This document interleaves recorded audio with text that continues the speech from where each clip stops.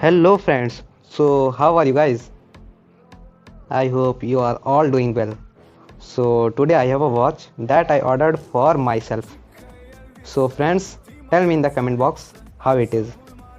So we quickly unbox it and see if it has the same watch that I ordered or another, because it's almost 2 years since I ordered online stuff with more than half of the wrong products coming out.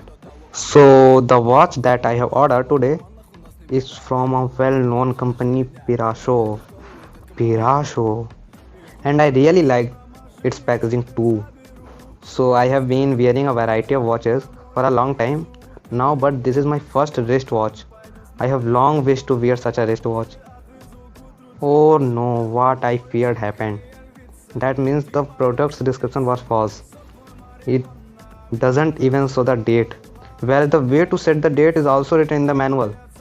So when I saw this watch wearing it, it seemed too loose, but I thought that I will take it to the shop and get it tightened.